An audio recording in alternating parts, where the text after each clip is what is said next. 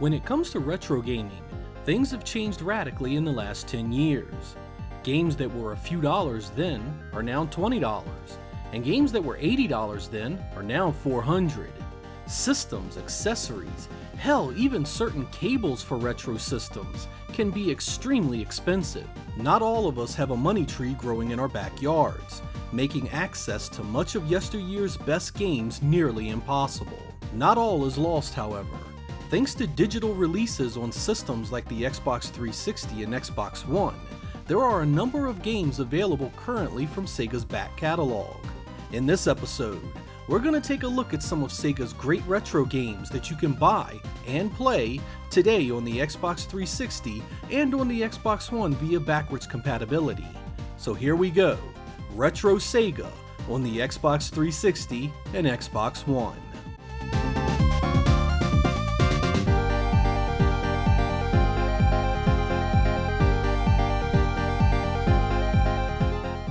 The Sega Model 2 arcade board is one of Sega's most prolific hardware creations. It would spawn such incredible IPs such as Sega Rally, Daytona USA, and House of the Dead. Luckily, the Model 2 would get some great representation on the Xbox platform. The first game we are going to look at is Fighting Vipers. Originally released in 1995 and developed by Sega AM2, this cage fighting game takes the familiar gameplay of Virtua Fighter and ratchets it up a few notches by adding armor that can be knocked off, power moves that can send your foe flying through the walls, and counterattacks that use the environment for added damage. The gameplay here is flashier than Virtua Fighter, with counterattacks playing a huge role in the gameplay. Losing your armor means you'll take heaps of damage in the aftermath, with matches often ending in seconds afterwards. Air juggles are also a strategic part of being lethal, especially if done next to the walls of the arena. Fighting Vipers was always a great looking arcade game, and the port here is absolutely gorgeous if you love clean, sharp, and colorful polygons. You can play it online with your friends, and this is backwards compatible on the Xbox One.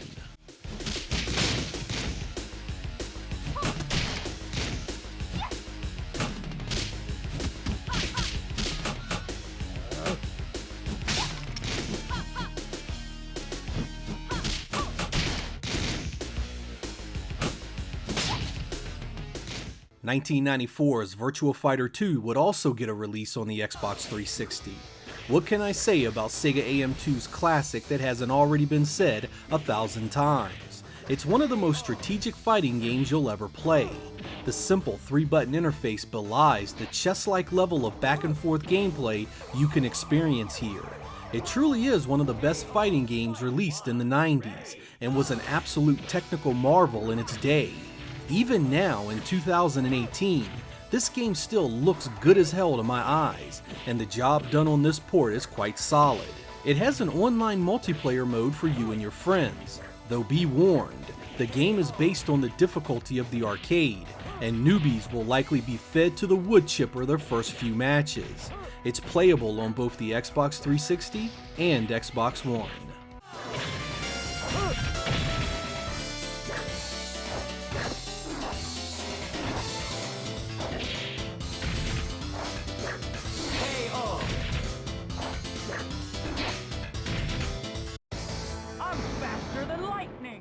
One of Sega AM2's often forgotten Model 2 releases was Sonic the Fighters, a 1996 fighting game featuring Sonic the Hedgehog and his pals.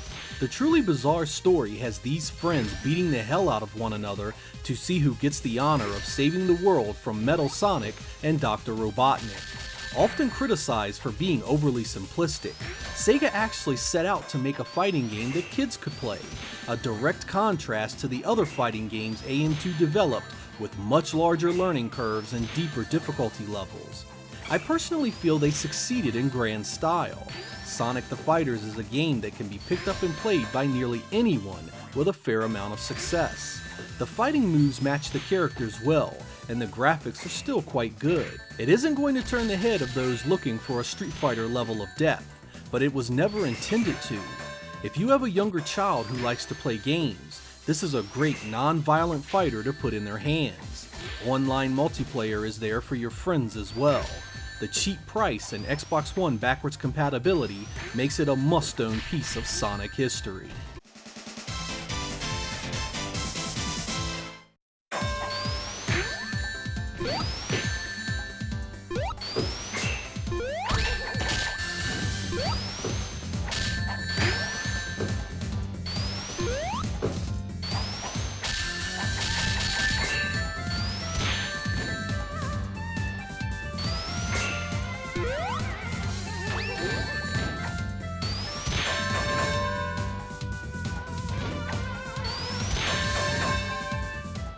You can't talk about the Model 2 arcade board and not talk about Daytona USA.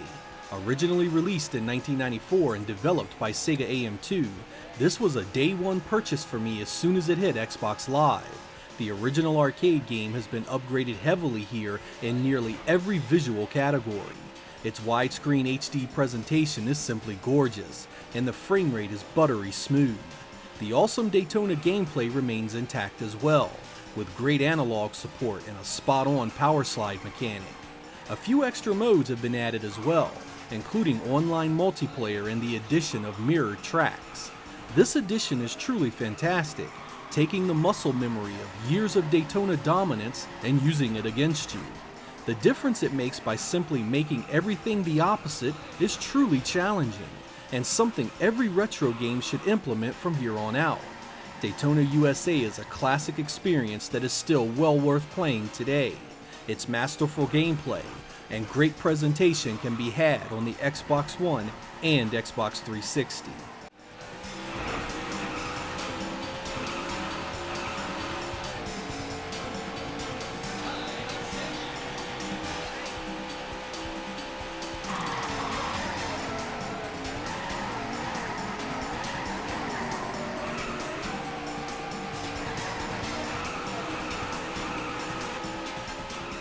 Some of the Sega Saturn's more notable releases would see the light of day on the Xbox 360 platform as well, and luckily, everything I'm about to show you can be played on your Xbox One via backwards compatibility. Originally dropped in 1996 and developed by Treasure, Guardian Heroes is a 2D beat-em-up with RPG elements, a multi-tiered story with branching outcomes, and has a playfield with 3 planes to do battle on. This version of the game includes upgraded visuals, specifically enhanced special effects, HD graphics, and a widescreen presentation. The online co-op with a friend is incredibly fun, and you'll need to put in some time to see every outcome of the story. I adore this game, and it's one of my favorite experiences from the era. Saturn exclusives rarely get any kind of love for a full re-release, but Guardian Heroes here is one of the rare and wonderful exceptions. Even better, it's a fraction of the price of the original.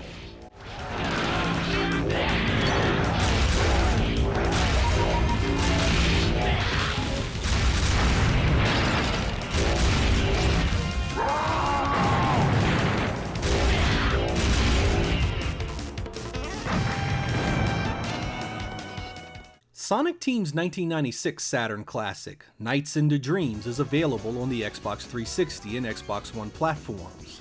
In tow are the usual visual upgrades, including HD widescreen visuals, upgraded special effects, and online scoring leaderboards. Nights is a game that many will tell you is a score attack experience. They aren't wrong, but I say play Nights however the hell you want. Some will want to go after the decent rank for the score. Others will just fly around and enjoy the freedom the gameplay allows. That freedom is punctuated by great stage design with fantastic verticality. It's easy to miss a ton of detail by simply not exploring the top and bottom of the stages, something you'll want to keep in mind if you go after the bigger scores. I've always felt Nights' greatest strength was its freedom it gives its players. Whether you are a hardcore score seeker or just someone who wants to enjoy the sights, Nights is a game with plenty to offer.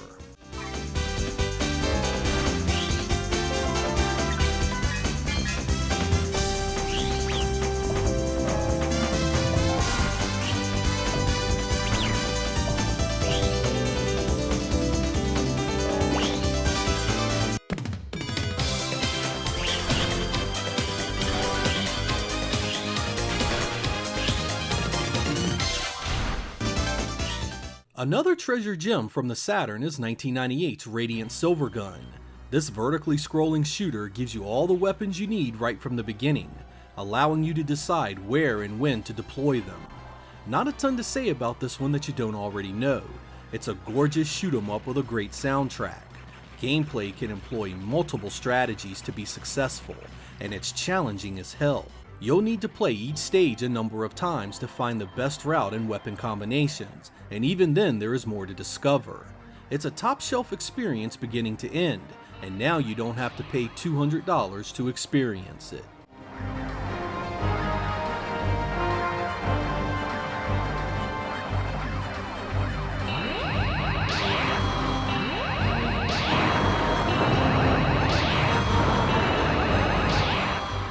$1999's Dungeons & Dragons Collection by Capcom is a classic Sega Saturn 4MB RAM cart release.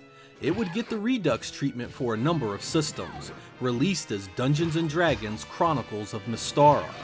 Now with even better graphics, reduced load times, and a return of 4-player co-op, this release blows away the original Saturn port and is cheaper to boot. Much like Guardian Heroes, this side-scrolling beat-em-up features RPG elements, a branching story, and great replayability. It's actually two entirely separate arcade games rolled into one, and despite its age, still looks and plays incredibly well. It's a throwback to an age where beat-em-ups held high praise, and with the quality of this one solid as a rock, it deserves every bit of it.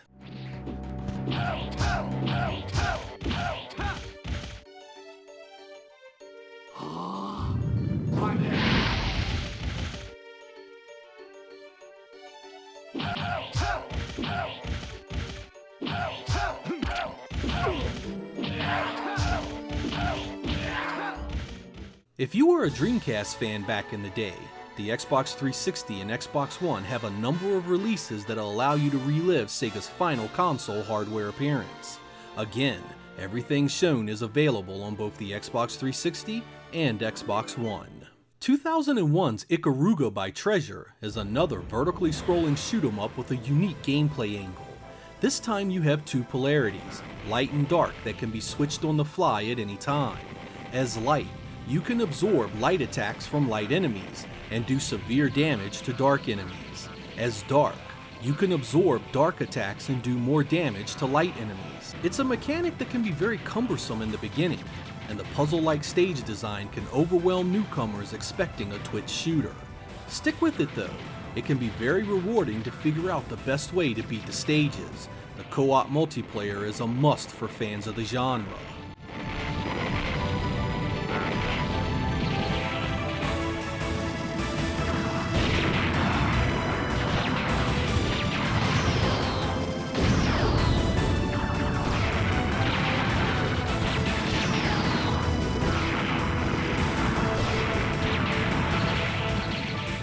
Jet Set Radio was originally released in 2000 by Smilebit. It's a hard game to explain to people not familiar with the concept. It's a skating and graffiti action game set around a basic story of oppression by government and big corporations. You are in an outlaw gang hell-bent on bringing it all down, as well as doing battle with other gangs around town. This was one of the first truly open-world games I had ever played back then, and its art style and gameplay are still solid today. Some of the original music has been changed in this re-release, but the core game is fully intact and very enjoyable. There aren't many games like it even today, and its brand of stylized graphics and presentation remains one of Sega's more unique experiences from the era. Better watch that. Coming at ya. Yeah. Better watch that. Coming at ya. Yeah. Better watch that. Coming at ya. Better watch Nice. that. Coming at ya. Better watch Nice. that. Better watch that. Better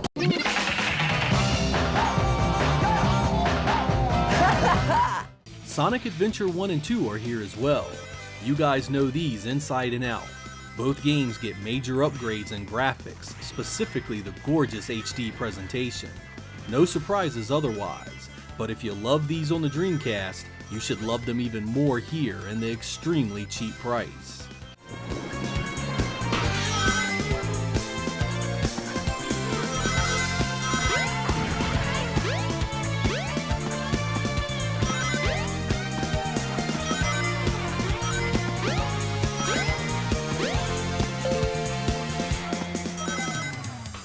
Soul Calibur by Namco is one of 1999's most prolific releases for the Dreamcast. The home release blew the arcade version away in every single category. It was a stunner of a game that made owning the system a pleasure early on. So it should come as no surprise to any of you that the re-release of it here is still awesome as hell. Still looking good and playing great, Soul Calibur remains a kick-ass fighter loaded with replay value. I mean, every time I sit and play this one I feel like I'm witnessing a spectacle. It just plays and looks on another level from most fighting games from that era. Is all that hyperbole? Maybe. But no matter what kind of fighting game fan you are, I guarantee you will enjoy this masterpiece of a fighting game.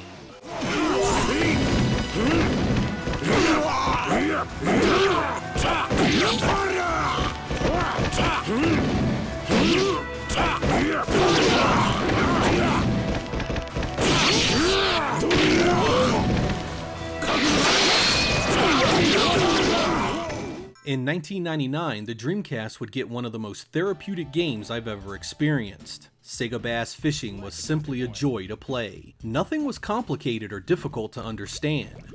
Choose your lure, your casting point, and try and catch a fish. It's really that simple. Despite its easy to understand premise, there's no shortage of fun here. There's a visceral excitement that comes with trying to make the catch. And once you get that big bite, more excitement follows trying to secure your prize. This isn't going to be for all of you, but if you grew up fishing like me, it's a fun and easy to appreciate experience.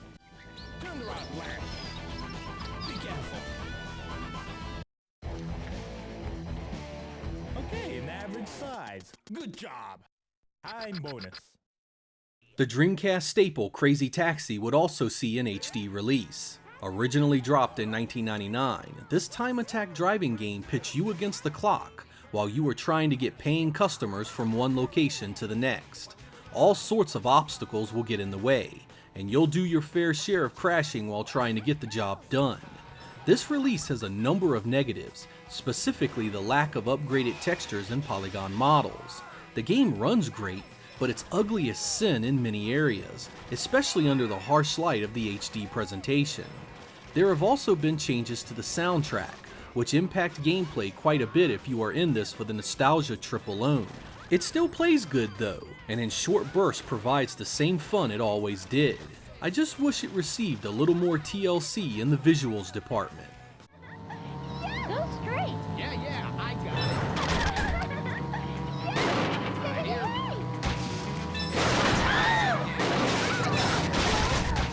I visit him every day.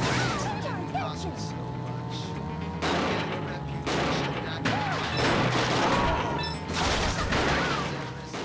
Virtua On, Oratorio Tangram, or however the hell you say it, was released on the Dreamcast in 1999. A direct sequel to the original Virtua On Cyber Troopers, this mech arena fighting game is a tour de force of visual style and unique gameplay. Played from a third-person perspective, with movement entirely in 3D space, Sega's take on one-on-one fighting with giant robots is still something you don't see every day. Some see the control as needlessly complicated, but I prefer to see it as Sega attempting to replicate what it would actually be like to control a machine like this. There is a skill and nuance to every movement, and takes practice and patience to come to terms with. Don't let the difficulty overwhelm you. Each defeat is a learning experience that will help you in the next battle. The dual analog sticks of the Xbox controllers lend themselves well to the gameplay here, so that $100 twin stick controller isn't mandatory. It's a tough one to master, but you'll be hard-pressed to find its equal anywhere else.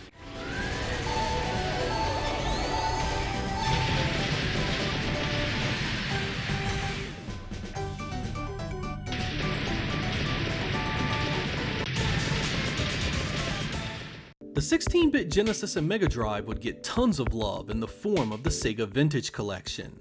These compilations would include a number of Sega's high-profile IPs, often with online editions like leaderboards and multiplayer.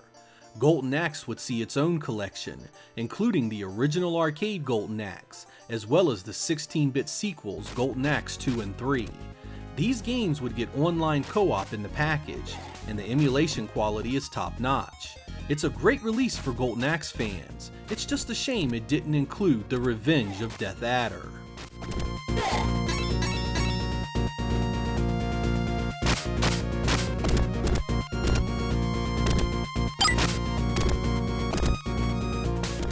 The Sega Vintage Collection would also get a Monster World collection. This pack would include the arcade version of Wonder Boy in Monsterland, Wonder Boy in Monster World for the Genesis, and Monster World 4 also for the Genesis. Emulation quality is again solid, and each of these games play great. If you were a Wonder Boy fan back in the day, this package is a great way to avoid the high prices of the originals.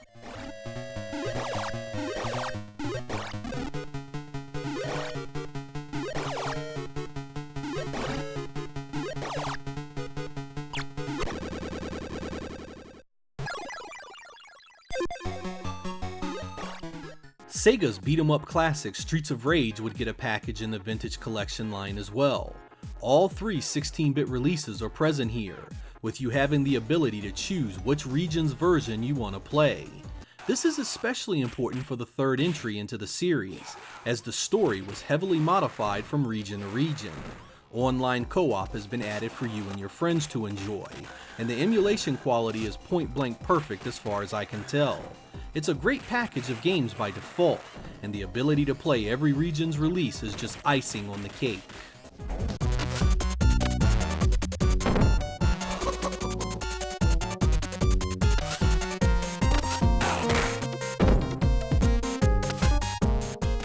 Toej and Earl would even show up on the Sega Vintage Collection. It includes both 16-bit releases, the first being an overhead exploration adventure game with randomized levels where you must find the pieces of your crashed spaceship to get home. The sequel is a platformer that tasks you with collecting pesky human stowaways so you can send them home. It was a big departure from the first game, and I'm not sure it was the best way to go. These games do offer up some gameplay not found on Sega's 16-bit machine in abundance, so they definitely are worth a look if you have never played them before.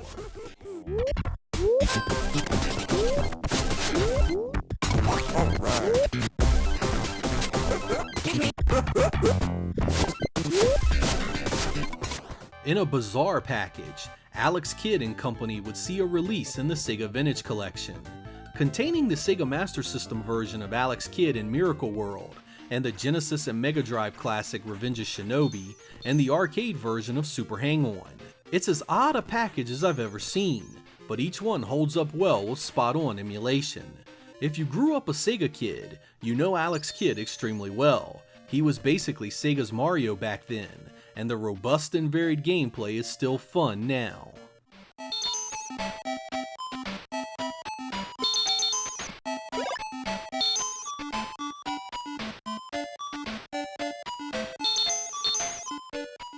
Sonic CD would get a standalone release if you can believe it. Based on the work of Christian Whitehead, this release got a ton of upgrades. You get an HD widescreen graphics presentation, both Japanese and North American soundtracks, new animations, and Tails as an unlockable character. For all intents and purposes, this is the definitive version of Sonic CD, all at a price that is a fraction of what you'd pay to play the original.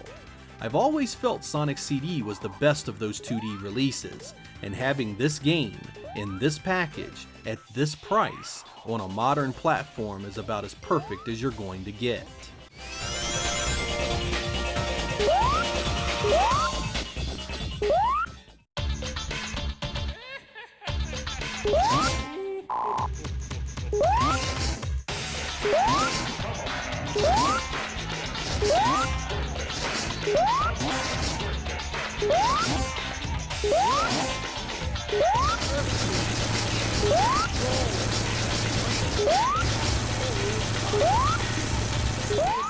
Castle of Illusion would also get a remake.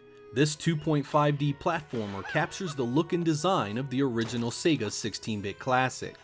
Control Mickey on his way to defeat Mizrabel and rescue Minnie. While playing this, I can't help but get the feeling that this is exactly the kind of stuff Sega should have been making for the Saturn back in the day. The environments look great, and the small 3D gameplay areas provide enough variety to make it all feel fresh again. It has a few problems with floating mechanics and stage design, but it's a fun game overall. If you enjoyed the original, give this one a try. It's pretty good. Mickey had to move fast.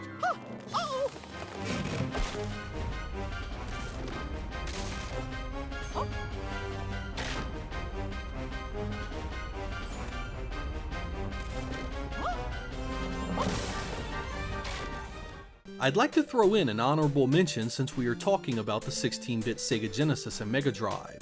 This one isn't backwards compatible with the Xbox One, but it's a great package nonetheless. Sonic's Ultimate Genesis Collection includes a number of high-profile 16-bit IPs from Sega. You get the Sonic games, Streets of Rage, Phantasy Star, Shining Force, and a whole host of other stuff. There are even unlockables such as the arcade Zaxxon and the original Sega Master System Phantasy Star.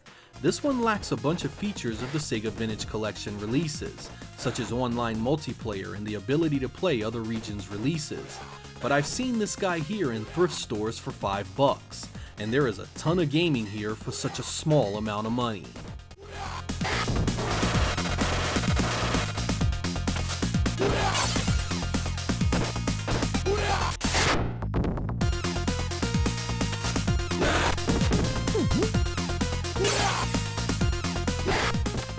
But don't worry, Xbox One owners, because Sega would release a Sega Genesis Collection just for you.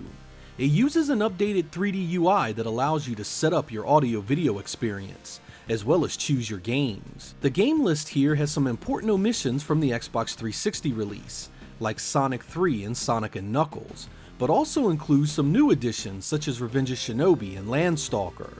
There are also some challenge options you can mess around with, and sets goals for each of the games you must overcome. Online multiplayer is available where applicable, and the emulation quality is mostly good. There are some cool settings to mess around with if you're the type, such as filtering and scanline options, and even a mirror mode that reverses the game. Much like Daytona, this adds a ton of challenge to games you know so well, and can turn a pedestrian journey in Revenge of Shinobi you've done 1,000 times before and make it a brand new experience. There can be some irritating lag when playing multiplayer at times, and the load times can be atrocious just to boot the game up, but outside of that, it's a good package of memories at a pretty good price.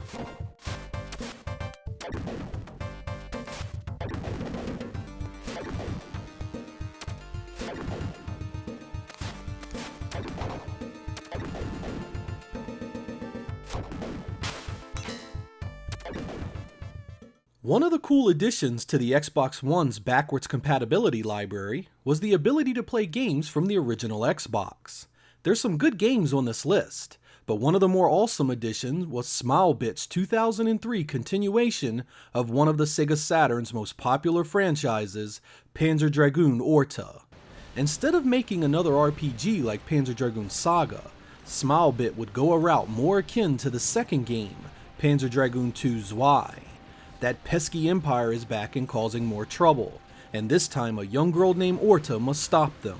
Armed with her trusty dragon, she embarks on a journey to discover who she is and what evil deeds the empire is planning. If you are a fan of this series on the Saturn, you know what to expect here.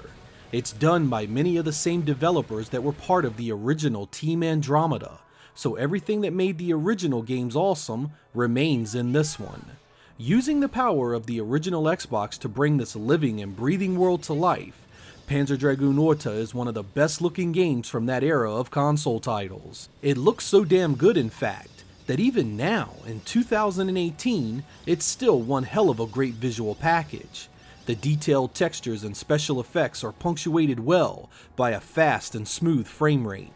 The legendary soundtracks of the Saturn versions are well adapted here as well, and once again bring to life a wild and foreign world filled with all sorts of weird and wonderful creatures and characters. While the game is a rail shooter like the first two entries, there are some notable differences and additions here. There are now 3 base forms that your dragon can morph into on the fly. The base wing is the dragon's default, essentially mirroring the classic lock-on style lasers and rapid fire attacks of the original game. Heavy Wing is a slower form that does more damage, but lacks the ability to speed up and slow down.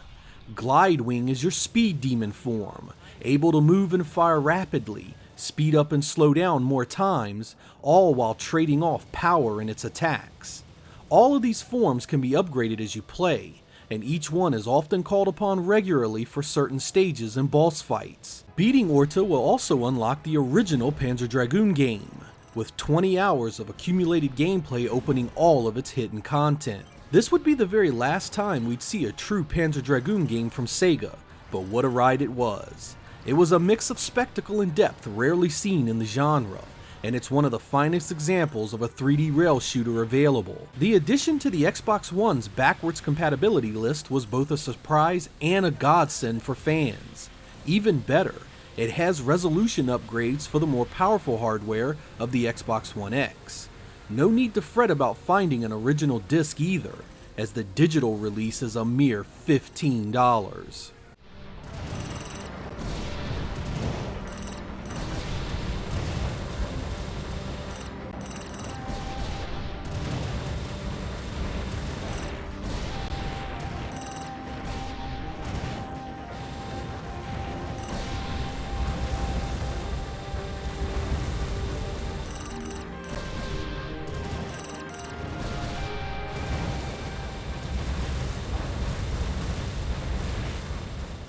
Unfortunately, licensing issues have claimed two great Sega AM2 arcade games over the years. The first is Afterburner Climax, the 2006 update released on the PC-based Sega Lindbergh arcade hardware.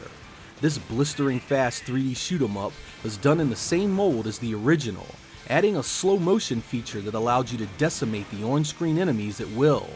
As you would expect, the high-definition 3D polygons are a major upgrade over the 2D sprite scaling of the original, and even blows away the arcade version of Sky Target. The lone weakness in this one was the soundtrack and sound effects. The constant radio chatter really impacts the enjoyment of the music, which itself is a sharp downgrade from the awesome tunes found in the original Afterburner. Still, what is here is a great arcade thrill ride, and it's a shame it had to be removed from just about everything it was ever released on.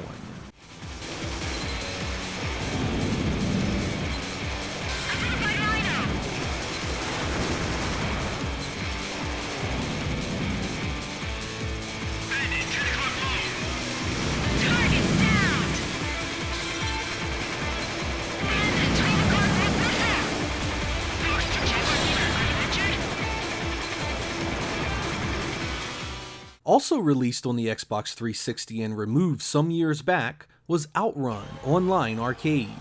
Based on the Outrun 2006 Coast to Coast release, Outrun never looked better than it does here. Ultra smooth gameplay and razor sharp graphics are just icing on the perfect gameplay cake. You get 15 courses to choose from, and you have 10 cars from the Ferrari stable to call your own. Great remixes and additions to the soundtrack tie it all together in one great package and some of Yu Suzuki's best work. Lacking the special tracks from the previous Xbox releases is the only negative I can honestly concede any ground on. The Outrun 2 series of games are among my favorite arcade racing experiences, and I really wish Sega would reissue this release for Xbox One owners. As far as Sega's racing games are concerned, there is Outrun 2, and then there's everything else.